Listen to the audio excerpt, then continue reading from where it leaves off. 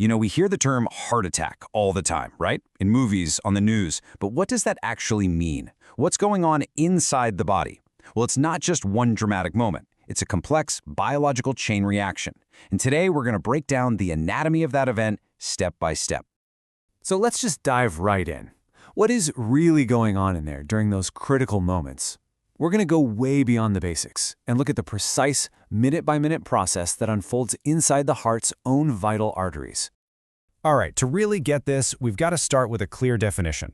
When doctors and paramedics talk about a heart attack, they're using very specific language for a very specific medical crisis. Myocardial infarction. Okay, sounds super technical, right? But let's just pull it apart. Myo means muscle. Cardial refers to the heart. And infarction? Well, that's just the medical term for tissue dying because it's been starved of oxygen. So a heart attack is, quite literally, the death of heart muscle, all because its blood supply got cut off. This one idea is the key to understanding everything else. Now, an event this major doesn't just happen out of the blue. It's usually the final, explosive chapter in a story that's been quietly developing inside the coronary arteries for years. Let's look at the exact moment when it all hits a breaking point.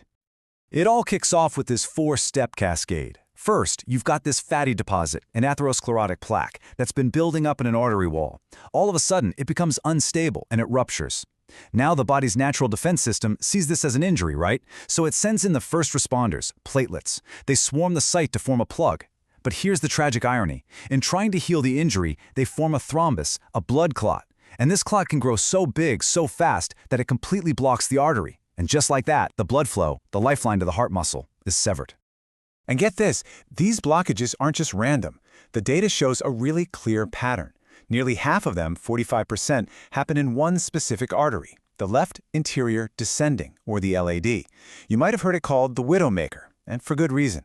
This one artery supplies blood to the entire front wall of the heart, a huge chunk of its pumping power. The other major players are the right coronary and the left circumflex arteries. This timeline, wow. It really hammers home that phrase you hear in emergency medicine, time is muscle. For the first 6 hours after that blockage, the heart muscle is starving, but the damage might not be permanent. That is the golden window for treatment. But as the hours and days tick by, that damage becomes irreversible. Coagulative necrosis sets in. That's basically the muscle tissue dying off and becoming firm. Then the body's cleanup crew, the immune cells, arrive to clear away the dead tissue. And eventually, it all gets replaced by scar tissue. And scar tissue, it can't contract and it definitely can't pump blood. So while all of this chaos is happening on a microscopic level, on the outside, the body is desperately trying to sound the alarm. Let's talk about how this internal crisis translates into the warning signs a person actually feels. The classic sign we all picture is that severe, crushing chest pain, right behind the breastbone, that just will not quit. It's not a quick little ache, we're talking more than 20 minutes. And it can spread out to the arm, the neck, or the jaw. But, and this is so important to know, that's not everyone's experience.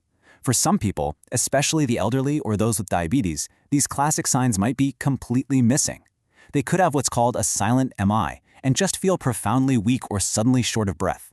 And that makes it incredibly dangerous and so easy to miss. Okay, so when doctors diagnose a heart attack, they classify it into one of two main types, a STEMI or an NSTEMI. A STEMI, that stands for ST elevation MI, is caused by a complete 100% blockage of that artery. This is the big one, the most severe type, because it damages the full thickness of the heart wall. An NSTEMI, on the other hand, is a non-ST elevation MI. That's caused by a partial blockage, so it damages only part of the heart wall. Now make no mistake, both are serious emergencies, but that STEMI requires the most immediate, aggressive action to save that heart muscle. The second those alarms are recognized, a frantic race against the clock begins. The entire focus of the emergency response is to figure out what's happening, and fast, and get that blocked artery reopened. So how do doctors confirm what they suspect? They look for the evidence. While an ECG can give them instant clues, the definitive proof, the smoking gun, comes from a blood test. Think of it this way. When those heart muscle cells are damaged and start to die, they basically burst open and spill their contents into the bloodstream. And one of those contents is a protein called troponin. Finding high levels of troponin in the blood is the biochemical fingerprint of a heart attack. It's undeniable proof. And this is where that ECG is just so brilliant. It's not just some random squiggly line, It's a detailed map of the heart's electrical activity. By looking at which specific parts of the reading are abnormal, the parts they call leads, doctors can tell with incredible accuracy which artery is blocked and which part of the heart is in trouble. It's like having a GPS that guides them right to the scene of the emergency. So with the diagnosis confirmed and the location pinpointed, the objective becomes crystal clear: reperfusion. That's the mission. All it means is restoring blood flow. Every single thing that happens from this moment on is aimed at that one single goal. And this number drives everything: 120. From the second a patient with a STEMI hits the hospital doors, the goal is to have that blocked artery physically reopened with a procedure called an angioplasty, all within 2 hours. It is an intense, perfectly coordinated ballet of action by the entire medical team, all racing against that clock. Getting that artery open is a massive win, for sure, but it's not the end of the story, not by a long shot. The heart has been damaged, and now the focus shifts to recovery, managing complications, and making sure this never, ever happens again. This number is a really stark reminder of just what's at stake here. Around 30% of people who have a heart attack don't survive it.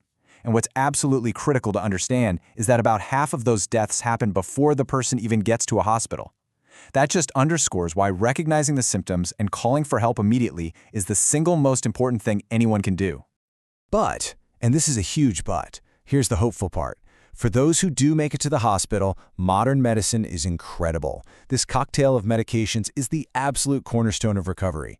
They work to prevent new clots, they reduce the workload on the healing heart, they protect it from more strain, and they lower the very cholesterol that helped cause the plaques in the first place. These drugs are proven lifesavers. And the long-term path forward is a true partnership. It's really a three-pronged strategy for taking back control.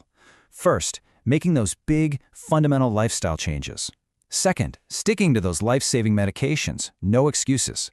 And third, aggressively managing the underlying conditions like high blood pressure and diabetes that fan the flames in the first place.